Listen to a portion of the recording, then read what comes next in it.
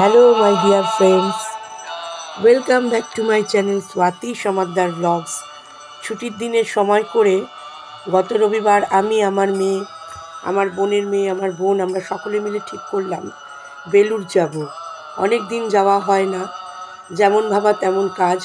এখন চলেছে নিবেদিতা সেতুর ওপর দিয়ে, যেটাকে দ্বিতীয় বিবেকানন্দ সেতু বলে, বেলুড়ের উদ্দেশ্যে।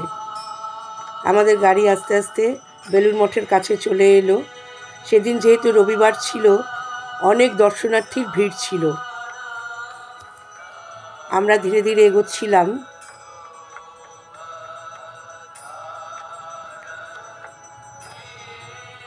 মনটা সত্যি খুব আবেগে আনন্দে ভরেছিল। এইরকম একটা জায়গা যেখানকার প্রত্যেকটি ধূলিকণা পর্যন্ত পবিত্র, এরকম জায়গায় এলে পরে মনটা সত্যি শান্তিতে ভরে যায়। আমি এখন দাঁড়িয়ে আছি মেইন গেটের সামনে। 1897 খ্রিস্টাব্দে স্বামী বিবেকানন্দ বেলুড় মঠ প্রতিষ্ঠা করেছিলেন। মা শারদা বুদ্ধগয়ায় গিয়েছিলেন। তিনি বৌদ্ধদের মঠ বিহার দেখে ভেবেছিলেন যে আমার ছেলেদের যদি এমন থাকতো কত ভালো হতো।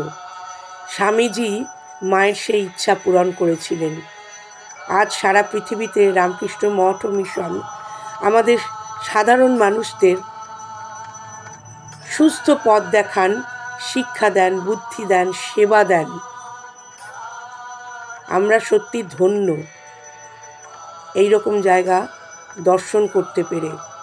আমরা যারাই শ্রী রামকৃষ্ণদেব ও মা শারদার আশীর্বাদ ধন্য বা ধন্যা, আমাদের জীবন সার্থক।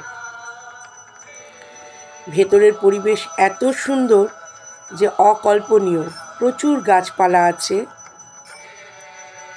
আমি ধীরে ধীরে তোমাদেরকে পুরোটাই দেখাবো। আর এত পরিষ্কার পরিচ্ছন্ন, দেখলেই ভালো লাগে।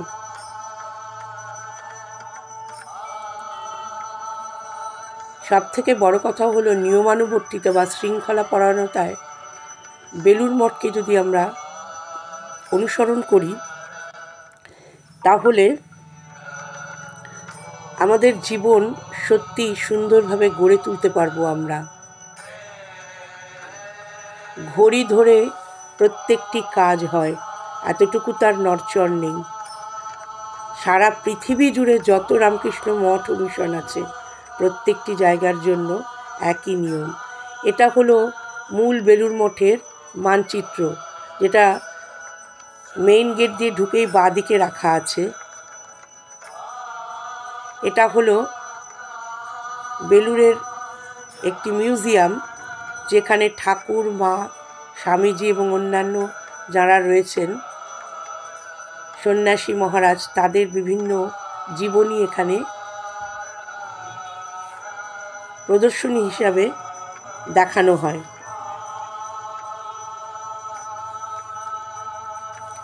কামারপুকুরের ঠাকুরের যে মূল বসত বাড়ি, এখানে তার একটা রেপ্লিকা করা আছে। সেই ঢেকিশাল শিহরে, যেখানে মা চন্দ্রমণি দেবী প্রথম জানতে পেরেছিলেন স্বয়ং বাবা ভোলানাথ তার কাছে আসছেন পুত্র সন্তান হয়ে। আত্মন মোক্ষার্থে জগদ্ধিতায় চ।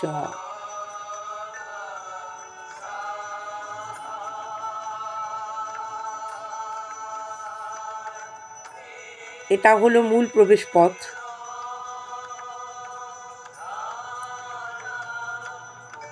এখানে শৌচালয়েরও ব্যবস্থা আছে স্ত্রী এবং পুরুষ উভয়ের জন্য। পানীয় জল আছে পরিশ্রুত।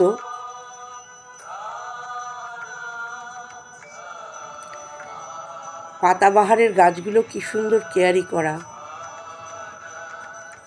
এইখানে জুতো রাখা যায়, নিঃশুল্ক জুতা ঘর, অর্থাৎ কি না, এখানে জুতো জমা রাখতে কোনো রকম পয়সা লাগে না।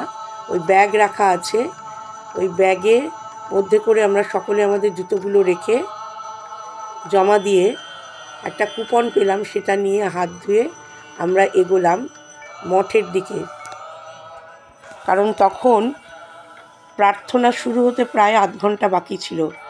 এই হলো স্বামীজির শয়ন কক্ষ, যেখানে স্বামীজি থাকতেন এই ভবনে।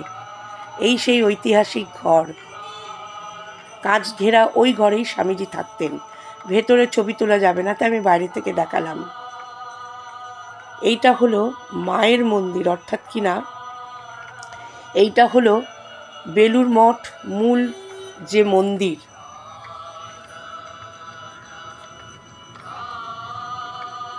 স্বামী বিজ্ঞানানন্দজি এর ডিজাইন করেছিলেন। ওটি হলো ব্রহ্মানন্দ মন্দির। স্বামী ব্রহ্মানন্দ ছিলেন বেলুড় মঠ ও মিশনের প্রথম প্রেসিডেন্ট মহারাজ এবং ঠাকুরের দ্বাদশ পার্ষদের একজন।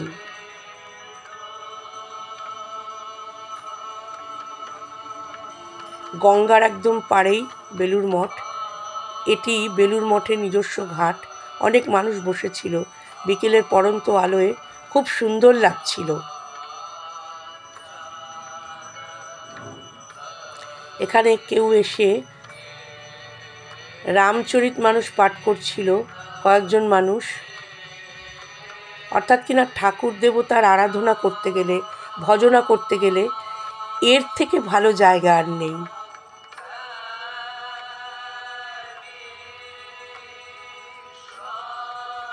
পিছনে ফুল গাছের কেয়ারি এত অপূর্ব যে তোমাদেরকে না দেখিয়ে পারলাম না। সর্বধর্ম সমন্বয়ের আদর্শ জায়গা। ঠাকুর তো পথ দেখিয়েছিলেন, যত পথ তত মত। এটি হলো স্বামী বিবেকানন্দ মন্দির, অর্থাৎ এই জায়গাতেই স্বামীজির নশ্বর দেহ অগ্নিতে সমর্পণ করা হয়েছিল। যথাসময় ঘড়ি ধরে প্রার্থনা শুরু হলো। আমরা সকলে আরাত্রিক প্রার্থনা যোগদান করেছিলাম। এরপর যখন ফিরছিলাম, গঙ্গার ওপারে দক্ষিণেশ্বরের মন্দিরের চূড়া দেখতে পাচ্ছিলাম, মা ভবতারিণী। এরপরে আমরা এলাম পাঞ্জাবি জংশন, সোদপুরের একটা রেস্টুরেন্টে। সেইখানে আমরা কিছু খাবার অর্ডার করে খেলাম। Biryani, fried rice, chilli chicken, cold drink, জল, সব কিছু মিলিয়ে দিনটা ছিল খুব আনন্দের। সকলে মিলে খুব আনন্দ করলাম, খুবই মজা করলাম। বন্ধুরা, আমার এই ভিডিওটা যদি ভালো লাগে, তোমরা অবশ্যই আমার চ্যানেলটাকে সাবস্ক্রাইব করো, আমার ভিডিওটাকে লাইক করো, শেয়ার করো, সঙ্গে থেকো। আজকের মতো তোমাদের সাথে টাটা।